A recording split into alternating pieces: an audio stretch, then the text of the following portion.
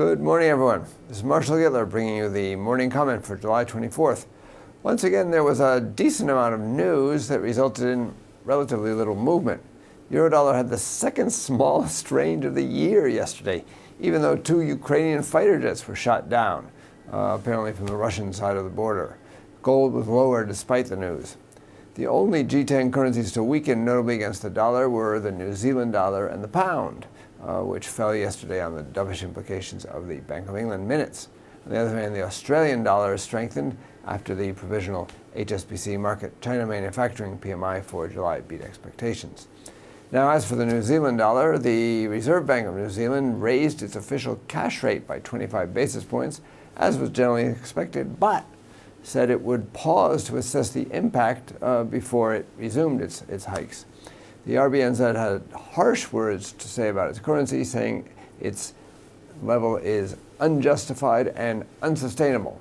Now, it's hard to argue with their contention that the currency is overvalued. On both a CPI and PPI basis, the most overvalued of the G10 currencies, while the OECD puts it in the middle of the pack, but still at 21% overvalued against the dollar. In general, currencies do tend to mean revert back towards their purchasing power parity values, but it can take a long time.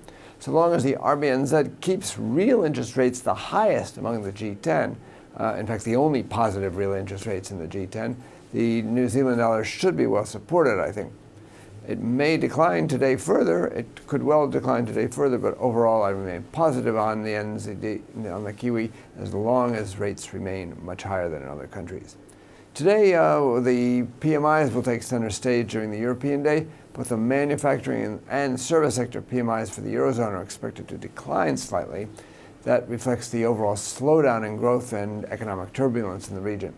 That could add to the sense that the Eurozone's only hope is a weaker currency and push the euro down slightly. Sweden's official unemployment rate for June is coming out. It's forecast to increase to 9% from 8%. That could be negative for the Swedish krona.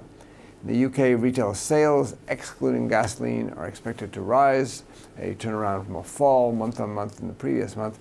That should be positive for the pound. Later in the day, we get the U.S. preliminary market manufacturing PMI for July, which is expected to rise, new home sales for June, expected to fall, and initial jobless claims, which are expected to rise marginally. The mixed news about the dollar should have a mixed impact, I would say, nothing really clear. For more information, including technical analysis, please read the full comment on IronFX.com. You can also follow us on Twitter, like us on Facebook, subscribe to our YouTube channel, or circle us on Google+ to get more trading ideas. This is Marshall Gittler, head of Global FX Strategy at IronFX Global, wishing you solid trading.